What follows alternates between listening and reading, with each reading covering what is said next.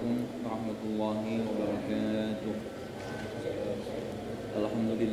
Alhamdulillah wa kafa. Wassalatu wassalamu ala nabiyyina Mustafa wa ala alihi wa ashabihi ahli sidqi wal wafa. Amma ba'du, yang kami muliakan para jamaah sekalian, alhamdulillah atas limpahan taufik dan hidayah dari Allah Subhanahu wa taala. Dalam kesempatan malam ini kita semua masih dapat berkumpul bersama di tempat yang mulia ini guna untuk sama-sama melaksanakan suatu kewajiban yang mulia dalam pandangan Islam, yaitu adalah melaksanakan kewajiban thalabul ilmi. Semoga apa yang kita laksanakan pada malam ini senantiasa akan mendapatkan ridho dari Allah Subhanahu wa taala. Amin ya rabbal alamin. Selanjutnya salawat dan salam semoga senantiasa terlimpah kepada baginda Rasulullah sallallahu alaihi wasallam. Semoga kelak kita semua termasuk dalam golongan yang akan mendapatkan syafaat dari baginda Rasulullah sallallahu alaihi wasallam. Jamaah sekalian yang kami muliakan, baiklah kita lanjutkan kembali pengajian mingguan kita sebagaimana biasa. Bismillahirrahmanirrahim. Faslun fi ahkamis sholati. Pasal menerangkan tentang hukum-hukumnya sholat. Syurutuha, syarat-syaratnya sholat. Pertama adalah satu rajulin wa amatin ma baina syuratin wa rukbatin. Pertama, menutupinya seorang laki-laki dan amat antara pusat dan lutut. Wa huratin, dan bagi perempuan merdeka, ghairu wajhin wa kaffin minal a'la wal jawanib. Bagi perempuan merdeka itu adalah selainnya wajah dan telapak tangan. Minal a'la wal jawanib, dari bagian atas dan semua sisi-sisinya. Bima la yahki al-launa, dengan sesuatu yang tidak melukiskan warna kulit atau bentuk tubuh, in qadaru alaihi, jika mereka mampu atasnya. Baik, pasal mengenai masalah hukumnya sholat. Ininya mati ya? Hah? Mana?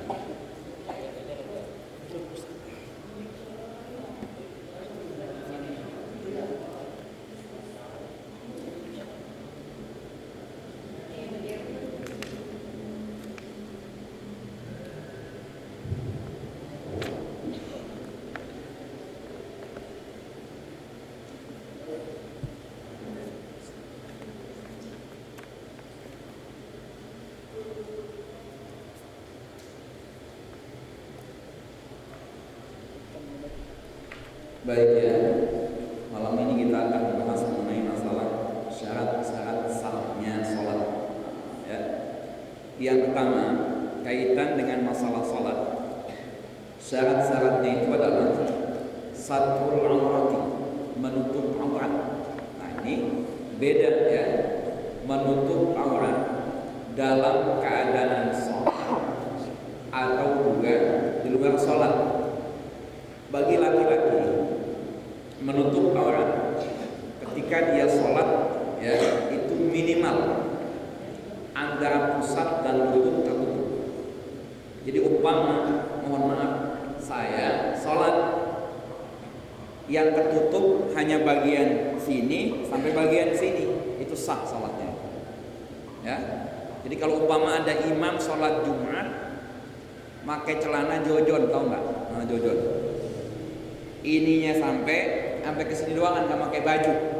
Kalau secara hukum itu adalah sah sholatnya, cuman otaknya yang kurang ya.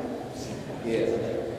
Dia jamaahnya pada pakai udang-udang, pada pakai sorban, pada pakai baju gamis, imamnya cuman pakai celana pendek. Cuman secara hukum itu hukumnya adalah sah. Nah, bagi perempuan standarnya sejauh mana nih?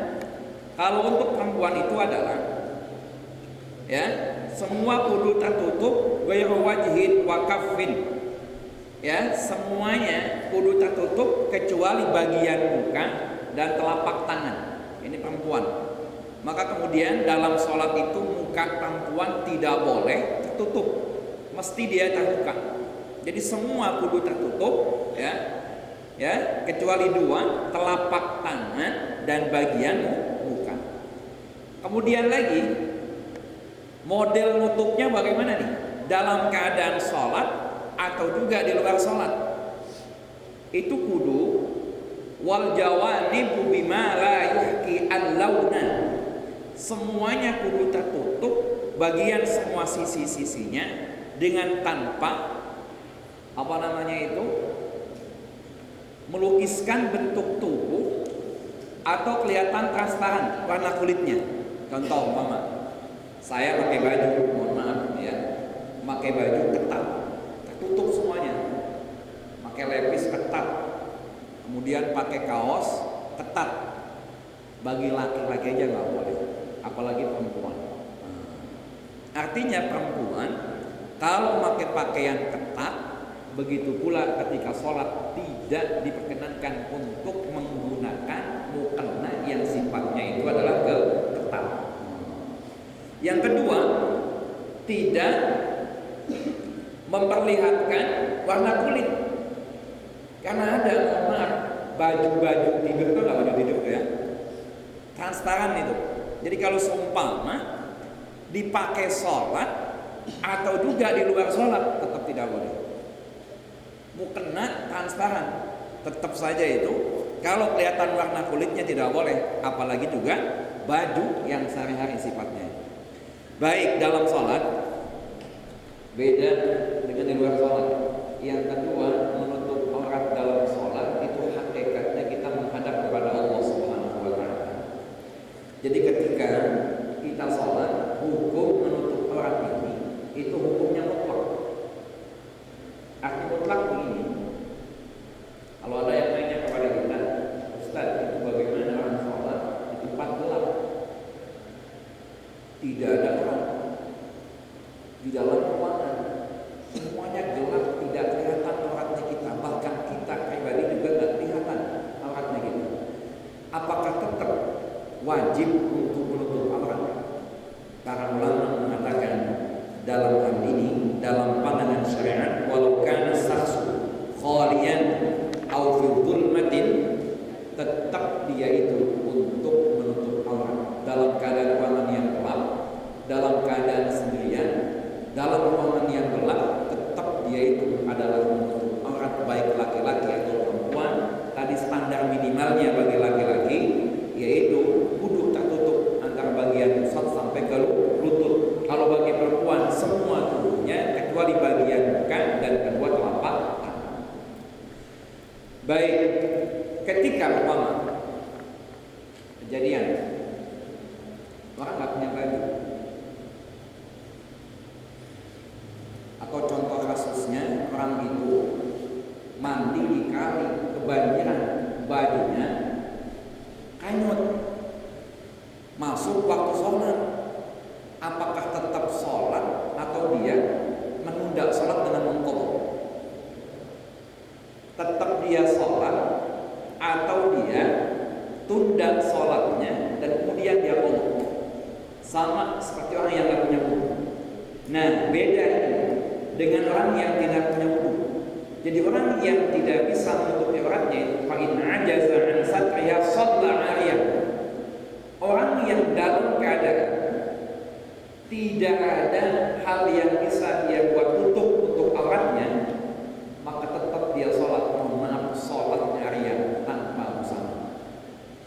Wala yubihu biruku wasujud wala i'adata alaihi. Dan dia itu nggak usah yang namanya dalam keadaan duduk, tetap sholat biasa. Sholat biasa, berdiri, ruku, sujud, dan tidak usah untuk diulang. Sholatnya dia akan sah kalau dia tidak menemukan sama sekali hal yang bisa menutupi badannya, menutupi auratnya. Jadi nggak usah diulang sholatnya. Wa yakunu satrul aurat bi libasin qahirin. Dan juga menutup aurat ini kudu dengan menggunakan pakaian yang suci. Wa yajibu satruha aydan bi ghairi sholati 'anil nas wa fil khalwati illa li hajatin min dan wajib menutupnya juga pada selain sholat, di mana dia tidak boleh memperlihatkannya kepada orang lain termasuk dalam keadaan sendirian. Maka mohon maaf, laki-laki dilihat dalam kamar, kemudian dia tidur, mohon maaf,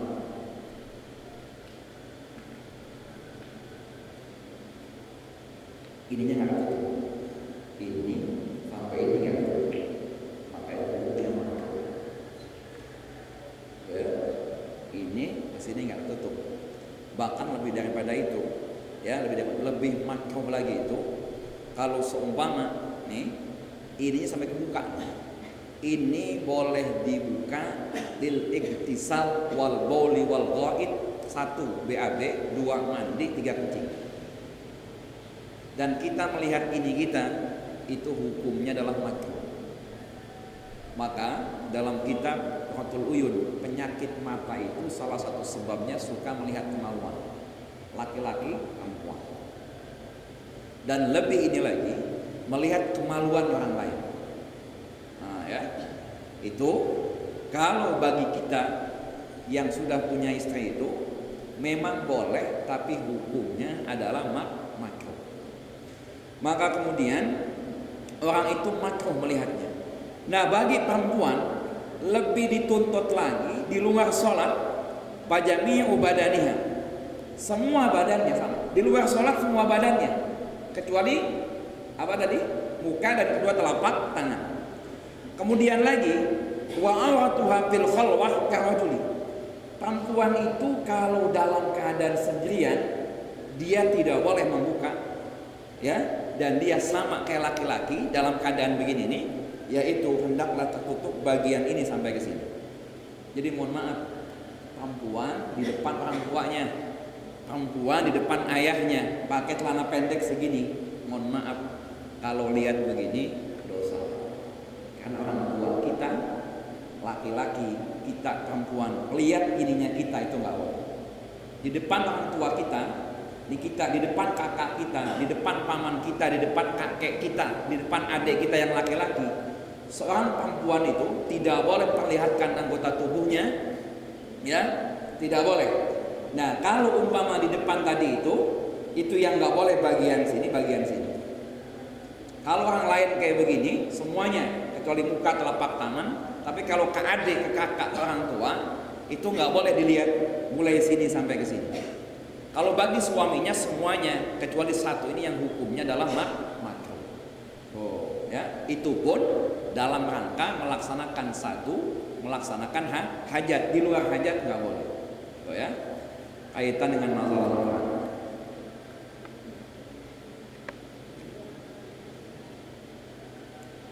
Kemudian yang kedua, di antara syarat-syarat salat ini apa? Wa tawajjuhun lil qiblati illa fi sholati syiddatil khauf. Menghadap kiblat kecuali pada salat syiddatul khauf, wa nafli satarin mubahin, dan salat sunnah di dalam perjalanan. Nah, orang itu ketika salat syaratnya adalah menghadap kiblat. Dengan apa itu? Dengan dada. Dengan dada.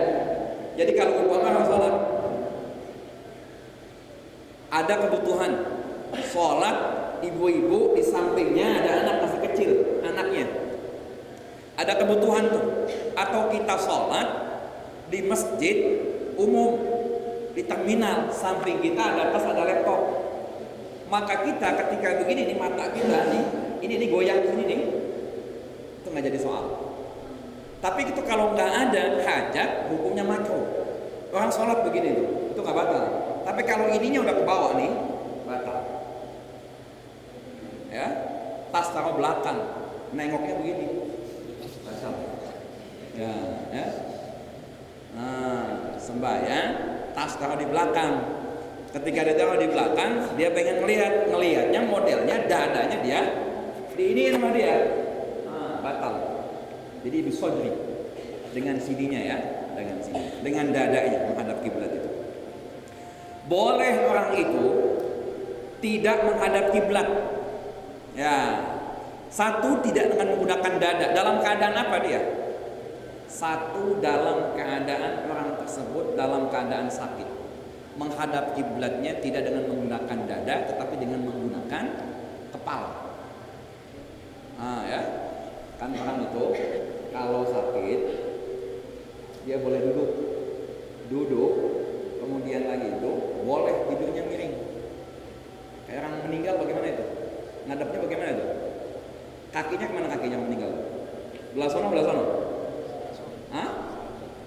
Kakinya belah sana, kepalanya belah sana. Ininya semua ngadap ke arah kiblat. Umpama nggak bisa kayak begini, pamatnya ngadap kiblat, maka orang itu sholatnya itu bukan yang ngadapnya ke sono kepalanya nih, tapi kalau umpama saya sakit ini, maka kemudian kaki saya dihadapkan ke sana, kepala saya diangkat pakai bantal. Nih saya nih, telentang tidurnya, kepala saya ke sana, kakinya ke sana, tapi ngadap kiblatnya bukan dengan menggunakan kaki dalam hal ini, dengan menggunakan kepalanya diangkat. Kita mungkin nanya, ruku sujudnya bagaimana?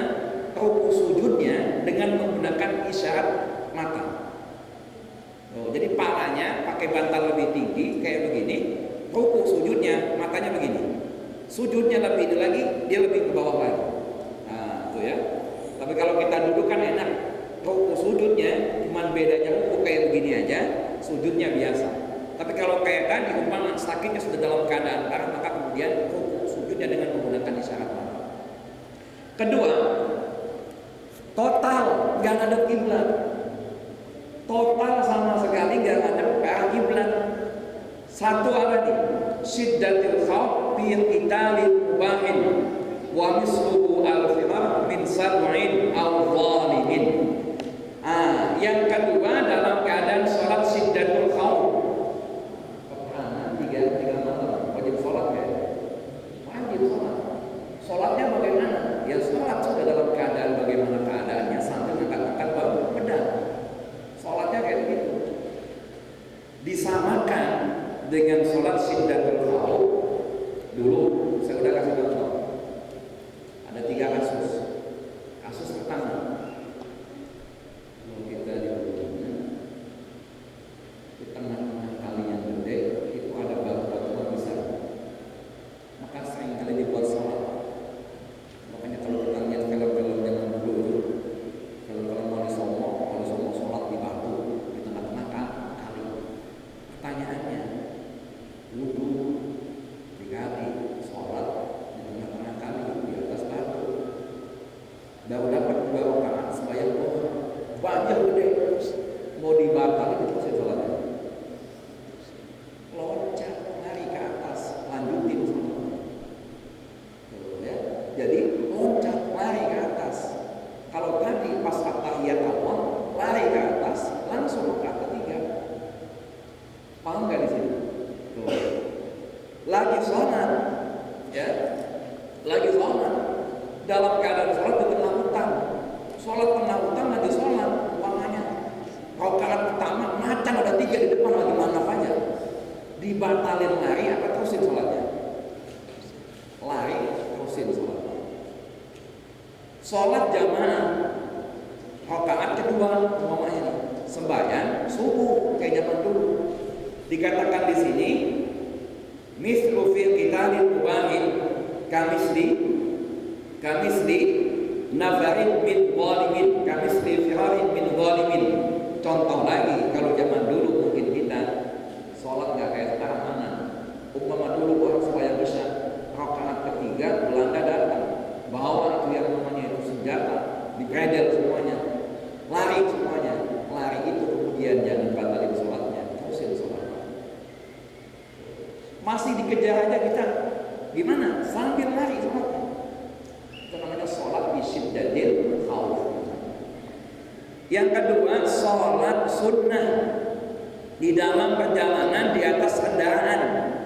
Orang musafir itu yang perjalanannya perjalanan diperbolehkan bagi dia itu sekalipun bukan dalam keadaan perjalanan yang di situ orang tersebut adalah boleh kosong sholat, boleh buka puasa, kemanapun dia jalan umpamanya, asalkan perjalanannya baik, pengen sembahyang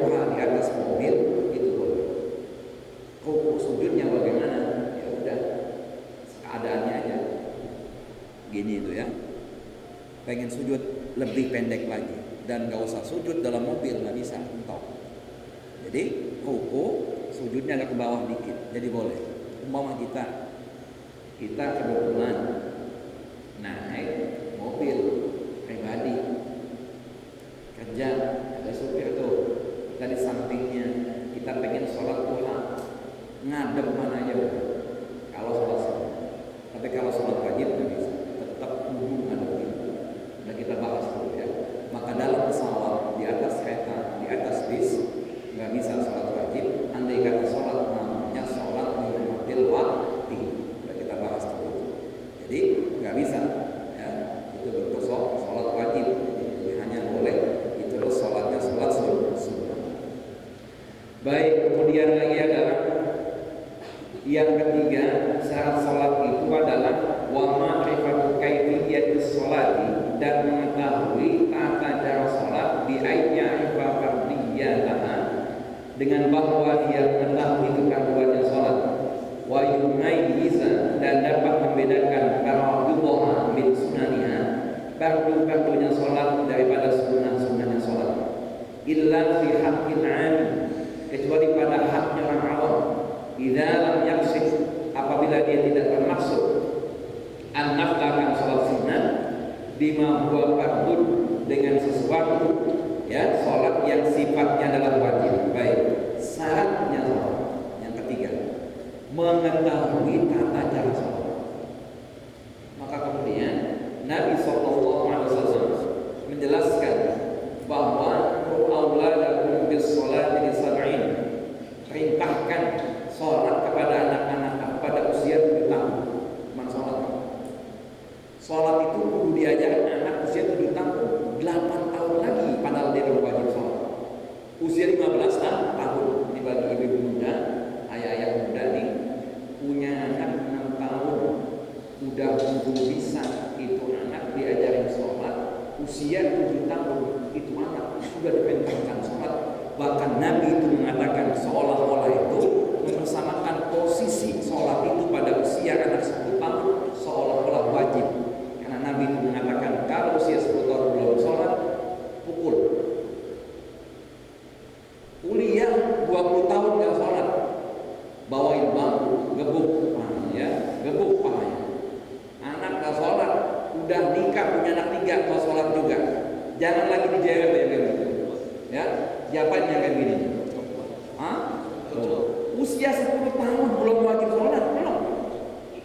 Wajibnya sholat itu adalah usia 15 tahun atau sudah balik, keluarnya mani atau mimpi basah bagi laki-laki atau haid bagi perempuan. Itu biasanya usia 15 tahun, 14 tahun. Tapi Nabi mengatakan usia 10 tahun kalau anak belum sholat, pukul dia. Artinya apa di sini? Sebelum dia balik itu anak sudah bagaimana prakteknya sholat. Satu.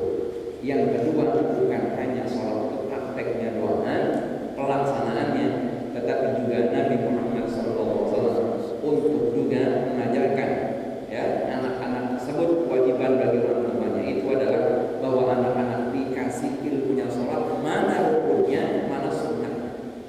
Jadi jangan sampai anak-anak kita sholat sampai usia 20 tahun Fatihah nggak dibaca, Yasin yang dia baca. Coba nanya, Okat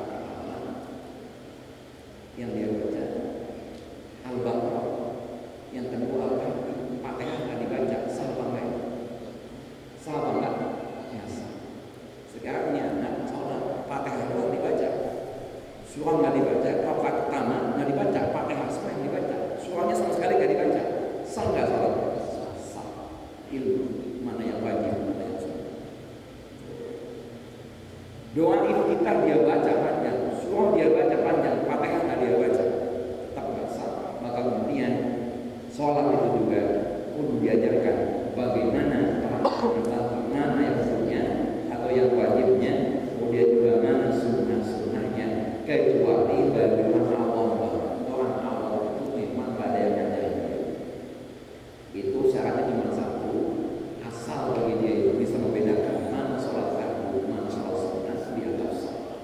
Man bagi kita yang udah ngaji kayak begini,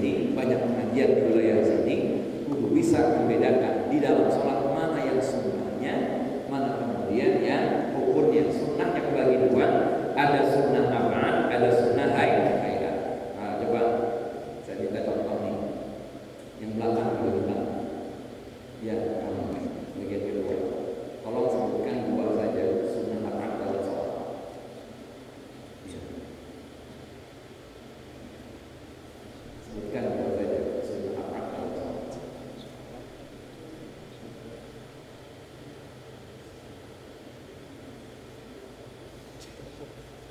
Ini ya. Soalnya kita bahas, tapi sebelum kita bahas, apa membedakan? Sebutkan dua saja sunnah rakaat dalam sholat.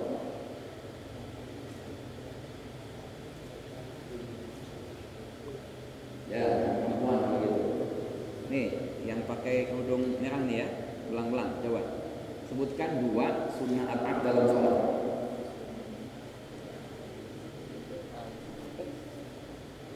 Apa? Hah? Apa? Membaca apa itu? Baca kunut. Dua ya. Tahiyat awal dengan membaca kunut, termasuk sholawat dalam baca kunut. Jadi kunut nggak baca sholawat, Rasulullah dibaca Allahumma hdini fiman hadait, tapi sholawatnya dibaca nggak dibaca. Maka kemudian bagi dia ini tetap untuk melaksanakan sujud sahwi. Nah, perbedaan sunnah rakaat dengan sunnah hayat. Kalau sunnah rakaat ditinggalkan kita tahu ditambah dengan menggunakan sujud sahwi. Tapi kalau sunnah hayat, kalau kita tinggalkan tanpa usaha lagi, kita melaksanakan sujud sahwi. Coba kamu 5 sunnah hayat. Sunnah hayat sebutin 5. Ya, sunnah hayat yang dimana kalau kita tinggalkan nggak usah melaksanakan sujud sahwi. Melaksanakan sujud sahwi. Ya, artinya kalau kita tidak melaksanakan itu nggak apa-apa tanpa kita melaksanakan sujud sahwi. Contohnya 5 apa aja? 2 aja, 2 ada sama. Sunnah hayat.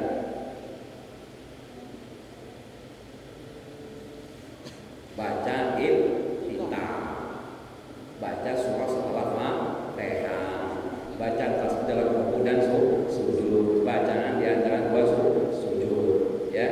Kemudian takbir bukan takbiratul ihram, takbiratul qiyam dan sebagainya, sunnah hayat itu. Perempuan sampingnya lagi ya kamu.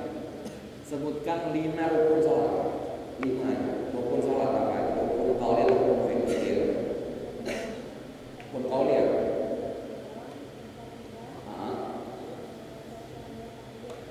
Tasyahud akhir. Itu yang rukun qauliyah, juga rukun fi'liyah.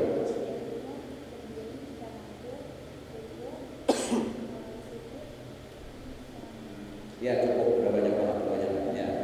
Jadi rukun qauli itu, nah itu takbir, kemudian membaca suratul Fatihah, kemudian membaca tasyahud akhir. Artinya begini, rakaat pertama Fatihah nggak dibaca, sah nggak sholatnya?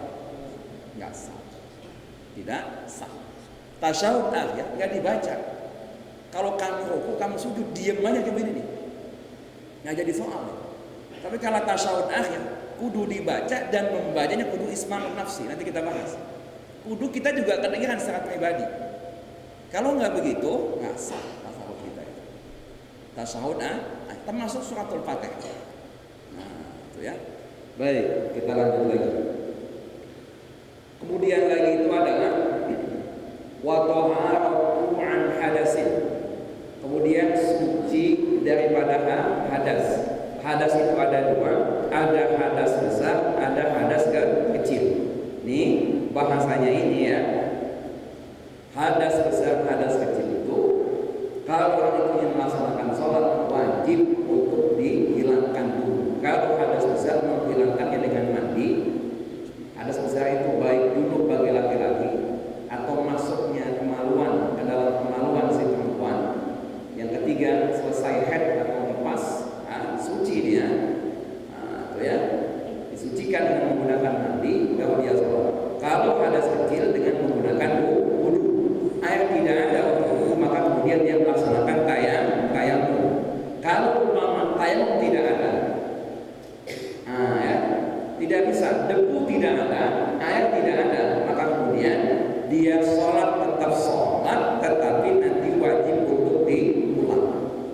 Nah sekarang pertanyaan lagi, bagaimana air nggak ada, sedangkan dia itu junub, air nggak ada, junub mau sholat, wudu nggak punya, kemudian lagi itu untuk mandi nggak ada air. Pertanyaannya itu adalah ketika tidak ada air untuk mandi gantinya apa? Tayang, bukan guling-gulingan di tanah ya. Sebab ada, ini sahabat Rasul ini dulu ya. Sahabat Rasul itu ada dulu itu. Satu ketika dia tidak ada air, dia tayamum dia itu. Kemudian lagi ada lagi orang itu junub. Kalau tayamum ini yang diusap dengan menggunakan debu. Kalau begitu, kalau umpama nggak ada air, saya dalam keadaan hadas besar, di mana saya diwajibkan mandi. Kalau gitu saya semuanya sabar baduin dengan tanah, guling-gulingan di tanah. Tuh ya, tidak, tetap tayamum menggantikan wudu, menggantikan mandi, prakteknya kayak begitu. Termasuk juga tayamum. Ini bukan dua nih, ini yang ketiga nih, memandikan mayit. Air mah ada, tapi kemudian tidak ada orang yang sejenis. Contoh, perempuan ini lagi pada begini semua naik gunung. Kita naik gunung laki-laki semua. Ada nenek-nenek yang ikut itu. Pengen naik gunung ke Gunung Salak, nenek-nenek ngikut. Jauh umpamanya. Karena naiknya itu gunungnya gunung tinggi, kalau mayit dibawa ke bawah, umpama nih, butuh waktu 5-6 hari seminggu. Maka kemudian dimandiin gak nih? Enggak, cukup ditayang. Nenek-nenek makanya ngikut naik gunung, gunungnya tinggi banget, mau turun ke bawah aja seminggu, naik ke atas, ketika naik ke atas meninggal dunia. Pertanyaannya, apakah perlu dimandiin? Kalau dimandiin, siapa yang mandiin? Semuanya laki-laki semua di sini. Itu kan rame-rame dimandiin begitu?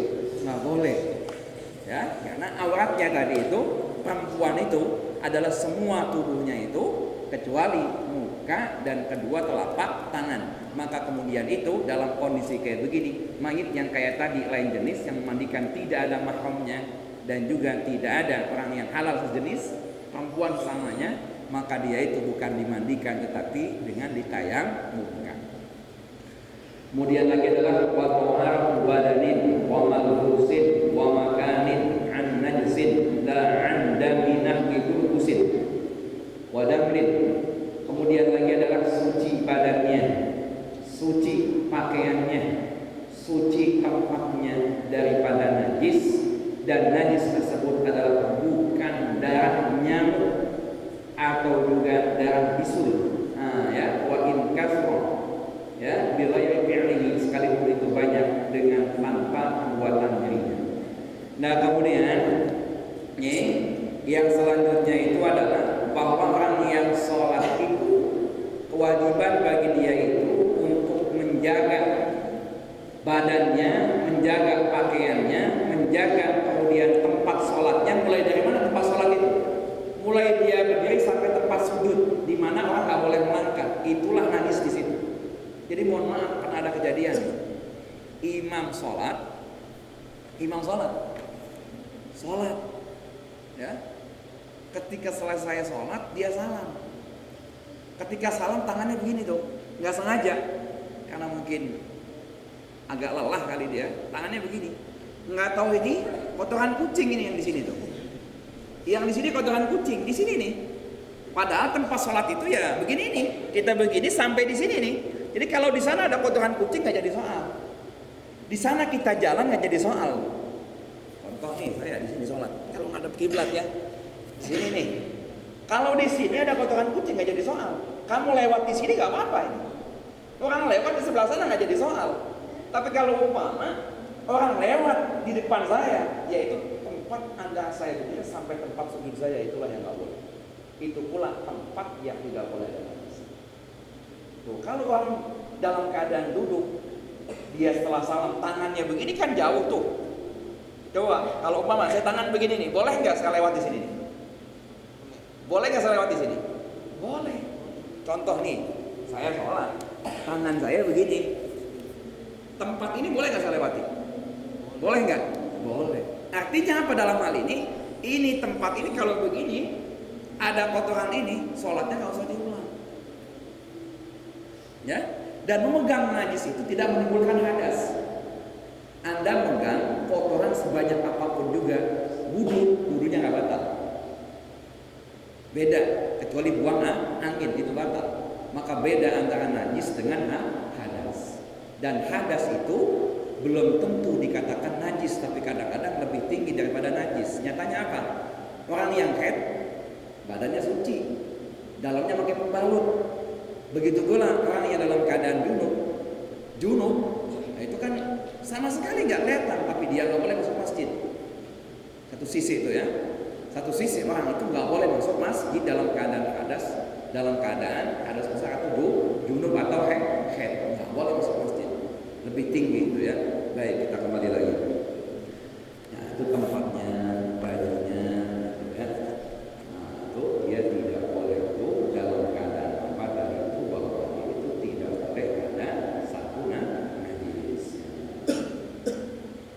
Fi qiyamihi aw qu'udihi aw ruku'ihi aw sujudihi, dalam keadaan sujud, rukuk, duduk, berdiri, semuanya nggak boleh ada najis di tempatnya, di bajunya.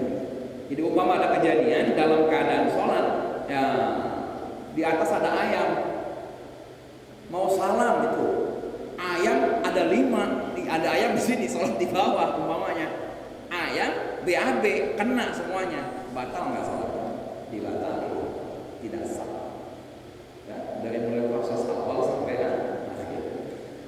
Tapi ada yang diperbolehkan yang disebut dengan nama najisnya itu najis ma'fun, najis yang dimaafkan. Maka kemudian apabila kita kena itu tidak batal sholatnya. Seperti apa? Ulat uyubil masajid fa'innahu yufa'an. Contohnya kotoran burung di masjid. Kotoran burung banyak di masjid. Kan suka begitu tuh ya. Kotoran cecak banyak di masjid. Tuh. Kita sholat. Nah, kemudian kena seperti ini itu, ini sholatnya lanjutkan dengan 3 ketentuan pertama, masyaqqatul ihtirazi memang sulit untuk menghindari hal itu.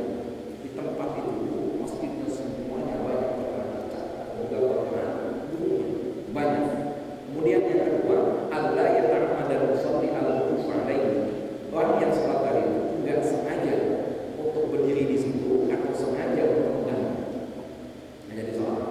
Kemudian yang ketiga, orang tersebut memang dalam keadaan tidak sengaja untuk memegangnya dan tidak dalam keadaan basah memegangnya. 2, kita ini basah, duduk, kena kotoran lagi sholat, kena yang batal sholatnya ya, bukan batal wudhunya nih, bukan najisnya nih. Kena kotoran burung yang kering, kalau kita basah batal sholatnya. Sekarang sebaliknya, tangan kita kering, kena kotoran burung yang basah batal. Jadi standarnya itu dia nggak batal, ini kita kering, najisnya juga dalam keadaan kering. Kalau lagi sujud, kotoran burung kita nggak tahu, keringetan banyak banget, sujud plak, batal nggak sholatnya? Batal. Tangan habis wudhu masih basah banget, pas begini plak, nempel sama kotoran burung, batal nggak? Batal. Apalagi basah, kotoran burung ini dalam keadaan basah, kotoran ceceknya dalam keadaan basah, maka kemudian yang kayak begini hukumnya adalah batal sholatnya. Nah, kalau kering dua-duanya bisa kita hindari itu, kena kita ginikan umpamanya itu sengaja disolat. Nah, ya. Ini kaitan dengan masalah yaitu adalah syarat-syarat sholat. Sebelum saya lanjutkan ada pertanyaan.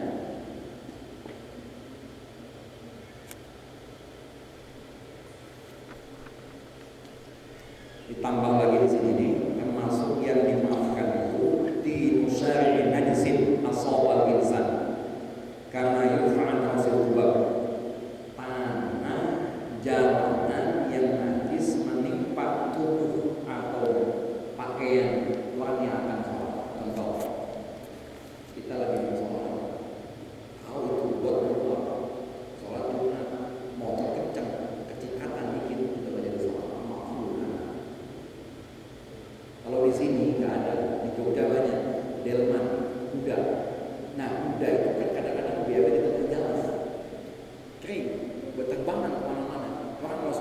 belakangnya ini kadang-kadang kena angin, ada kotoran kuda tuh dikit-dikit tuh ya.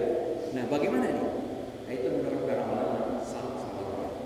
Karena masyaqatul ihtiraf susah untuk menjaga yang kayak gitu.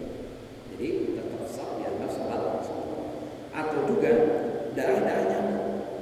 Lagi sholat begini kena, nah itu kan darah tuh, nggak jadi sholat. Atau umpama dalam keadaan rawatnya gede, sujud, plek, pecah ininya. Nah, nggak jadi sholat. Termasuk wadu malin bisul di sini nih dalam kitab Musalibat. Orang bisul di sini mau sujud ininya kena, pecah ke gunungnya tuh di sini. Lagi dalam keadaan sholat, para orang mengatakan sah sholat, dianggap najis mafurun. Tuh ya, kemudian itu nyamuk umpama, darah nyamuk begini lagi sholat umpama begini boleh tuh sekali doang. Garuk-garuk ini boleh lebih daripada berapa puluh kali pun asalkan dirijinya doang. Ini boleh kalau begini. Ya, kalau begini batal dia. Ya, sekali doang selesai. Tapi kalau begini bolak-balik boleh. Makanya ada yang ngomong, saat itu sholat kalau begini itu bakal apa enggak? Ya nggak apa-apa. Beberapa kali pun begini nggak batal sholat tahiyat ya. Karena ada yang bilang nah sholatnya batal, enggak batal itu. Dan itu punya landasannya. Dulu sudah jelaskan kalau buat kita Imam Syafi'i naiknya pas asyhadu an la ilaha illallah. Kalau al-imam Imam Malik setiap lafaz Allah begini at-tahiyatul barakatuh shalawatut thayyibat lillah. Assalamualaikum ayyuhan nabiy wa rahmatullahi balik lagi. Assalamu alayna wa ala ibadillahis shalihin. Asyhadu an la ilaha illallah wa asyhadu anna muhammadar rasulullah. Tiap lafaz jalalah tangannya begini. Kalau al-imam Ahmad bin Hanbal beda lagi. Dari awal udah begini, asyhadu an la ilaha illallah, malah begini dia. Kalau kita kan begini. Ada lagi Abu Hanifah, kalau nggak salah itu, begininya sebentar doang. Mulai asyhadu an la ilaha illallah malah begini, sebentar doang. Kalau kita kan lama, mulai illallah wa asyhadu anna muhammadar rasulullah terus. Allahumma shalli ala sayyidina Muhammad wa sayyidina Muhammad sallaita ala sayyidina Muhammad terus begini aja sampai salam begini. Salam baru kemudian begini. Tapi ada yang pas syahadat toh begini, selesai syahadat begini itu masing-masing. Nah ini gak batal. Sama kita pegang begini tangannya gak batal. Ya, makanya kemudian kalau Anda merasa gatal dalam sholat daripada mengurangi kekhusyuan, garuk-garuk aja. Asal jangan begini-begini itu, ya. Mungkin sekian dulu dari saya sebelum saya tutup pada pertanyaan.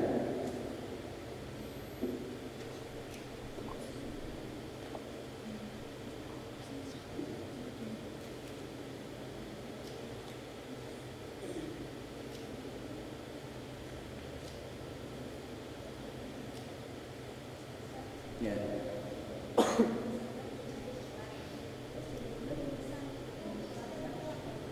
Tiba-tiba mimisan.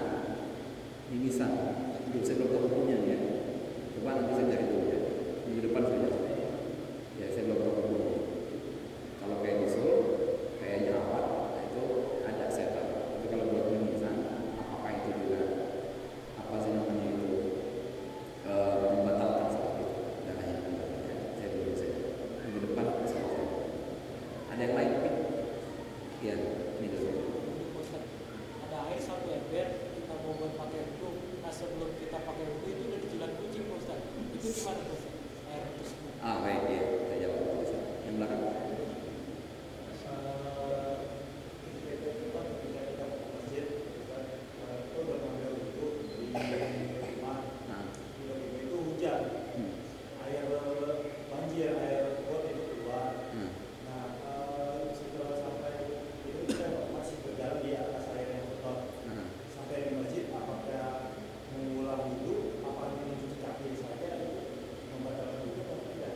Nah ini kaitan. Kalau ini bukan kaitan sholat ya, kaitan masuk masjid ini. Itu bukan masalah wudhu. Kalau wudhunya tetap dalam keadaan sah. Ya, umpama contoh saya punya wudhu kena najis semuanya, itu nggak batal wudhu. Nggak batal wudhunya ya. Tapi Tapi Anda masuk masjid, itu ada kaitan. Ya bani Adam khudhu zinatakum 'inda kulli masjid wa kulu washrabu wa la tusrifu. Cuci kakinya. Kalau kena ininya, nah itu umpama nggak dicuci tetap salah. Biasanya di masjid itu disediakan air untuk mencuci kaki. Nah itu langsung mencuci kaki, langsung melanjutkan sholat atau wudhu lagi? Nggak usah wudhu lagi, cuci kaki aja. Karena yang kayak tadi tidak membatalkan wudhu. Ya, jadi saya ulangi lagi. Kena najis tapi panajis tidak membatalkan wudhu. Tidak menimbulkan hadas, ya, cuma menimbulkan najis. Contoh saya punya wudhu, saya pegang-pegang kotoran manusia atau apa nih, kena, saya kena. Nah, itu nggak batal wudhu, tapi sucikan tangannya saja dengan 3 bentuk, yaitu adalah disucikan warnanya, sucikan baunya, dengan sucikan rasanya. Kalau 3-tiganya sudah hilang, selesai. Tapi kalau umumnya, kalau umpama baunya nggak hilang, nggak jadi soal. Najis 3 kan, udah diupayakan tetap ada baunya, nah aja semua. Ya, demikian. Yang tadi apa tadi siapa lagi? Ada air satu ember Ustaz. Ya, kucing. Kucing itu beda dengan anjing, dengan yang lain. Apakah najis atau tidak nih? Itu melihat asalnya dulu. Kalau kita nggak tahu, nggak jadi soal. Tapi kalau umumnya kita tahu itu kucing habis saja makan najis. Ya, hukum tadi hukumnya adalah najis. Ya. Tapi kalau lalat ini suci dan dia itu malahan dikatakan apa tuh bekasnya bangkai lalat itu suci. Jadi kalau kata Nabi kopi kena lalat masukin malah minum. Tapi kalau cicak yang masuk jangan masukin, buang semuanya. Apalagi tikus yang masuk pakai tikus ya buang semuanya ya, kecuali bangkai. Tapi kalau hanya jilatan saja hukumnya suci. Para ulama mengatakan begini, beda ada 2 hewan yang semuanya najis. Kamu megang macan ini dia nih. Kalau kita kelihatannya suci dia itu nggak najis. Luwaknya itu suci, kebo suci, termasuk tadi itu. Nah ini nih 2. Kalau tadi hewan suci ini, hewan yang dimakan, hewan tidak dimakan. Kalau hewan yang tidak dimakan, kalau dia mati atau dipotong secara syar'i baru najis, hukumnya bangkai. Tapi kalau hewan ini nih, hewan yang boleh dimakan, kalau dipotong secara syar'i hukumnya suci, boleh dimakan. Tapi kalau tidak secara syar'i maka hukumnya adalah najis. Kebo dipotong bagian ininya, itu semua dagingnya haram dimakan dan dibangkai. Atau lagi juz'un minhu, satu bagian. Orang itu punya sapi, pengen ngesop buntut, sop buntutnya doang dia potong. Buntutnya dia potong, itu hukumnya haram, dan buntut ini hukumnya najis, itu hukum bangkai. Ya, paham di sini ya. Jadi nggak salah. Asal kita tahu ya, kalau kita tahu bahwa dia itu menghabis makan yang najis, hukumnya najis. Tapi kalau anjing dan babi, liurnya, ininya, bulunya najis. Kalau megang kucing bulunya nggak apa-apa. Dan megang anjing najis semua, kayak nggak apa-apa. Ininya, semuanya, babi dan anjing. Ya, ada yang lain mungkin? Ya. Jadi mau dulu mati lampu, terus digentong ada hujan, boleh nggak? Boleh. Yang hujan boleh, yang sumberan boleh. Pokoknya perlu saya jelasin. Yang namanya wudhu ada 7 air tuh, atas, bawah. Bagian atas, bagian bawah. Sumberan, kali, tidak bawah nih. Sumberan, kali, lautan, apa lagi itu? Sumber mata air ya. Nah, empuk tuh, boleh. Dari atas salju mencair boleh buat wudhu. Kalau yang tengah-tengah yang nggak boleh. Kayak apa? Air kelapa dikumpulin buat wudhu, nggak bisa. Air kelapa, pohonnya, air kelapa ada 10 biji diaduin dibuat wudhu, nggak boleh. Atau nira itu ada airnya ya. Nira itu ada airnya tuh dikumpulin, yang tuak tuh buat wudhu, nggak boleh. Ya, bawah atas. Ada yang lain mungkin? Saya baik. Ini berkaitan dengan sholat Jumat. Ya. Kalau misalnya berjamaah terus makmum itu pada bercanda Ustaz. Misalnya saya nih makmum saya jadi imam, teman-teman saya jadi makmum gitu. Ada bercanda. Makmum itu pada bercanda ya, sampai dengan saya sholat sendirian. Itu kondisi lagi imam. Lanjutkan, udah sholat kita. Lanjutkan. Lanjutkan. Anda tetap saja. Saya bakal ulang. Apa tuh? Sholatnya bakal ulang. Mata Ustaz. Hah? Sholatnya kata ulang ya? Saya Nggak usah. Ini sama yang gue sudah cerita ini. Ada rombongan besan ke daerah Garut di Lewi Goong, satu bis. Orang kita kalau sembahyang biasa cepat, kalau orang sono lambat sholatnya. Makanya mohon maaf, itu ketika imam rukuk lama banget, sujud lama banget. Pas sujud barokah semuanya. Orang kita karena paham fikih kan kalau kayak namanya besan kan orang pengajian yang diambil ya, haji itu barokah semuanya langsung, karena acara pernikahan cepat. Sholat asar kan dianggap nih, kalau sholat asar udah buru-buru nih, udah habis pernikahan, karena tadi tuh buru pernikahan nih, biar cepat, biar pada langsung menghadiri pernikahan semuanya, karena sudah buru-buru.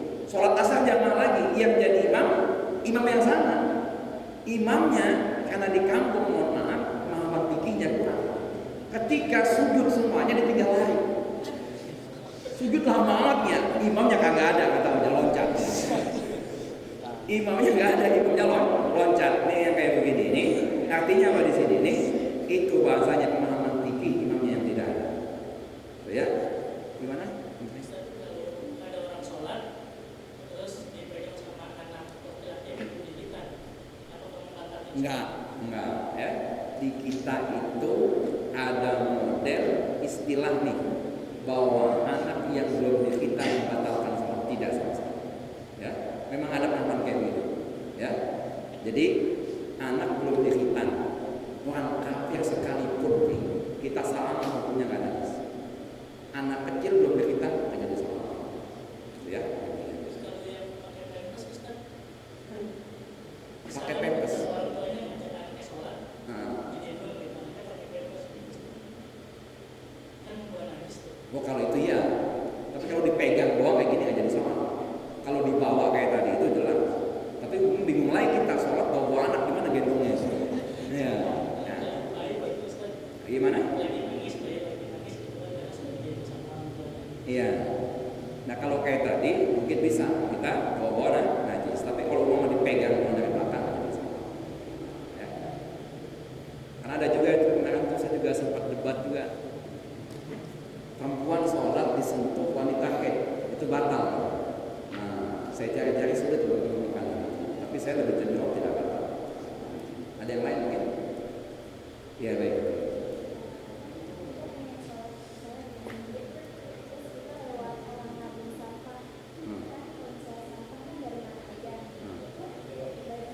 Asapnya nggak apa-apa. Jangan lagi begitu lagi puasa, debu banyak masuk, nggak batal puasanya. Nggak batal puasanya. Tapi jangan sengaja. Debu banyak banget kayak begini ya. Nah itu dalam keadaan puasa.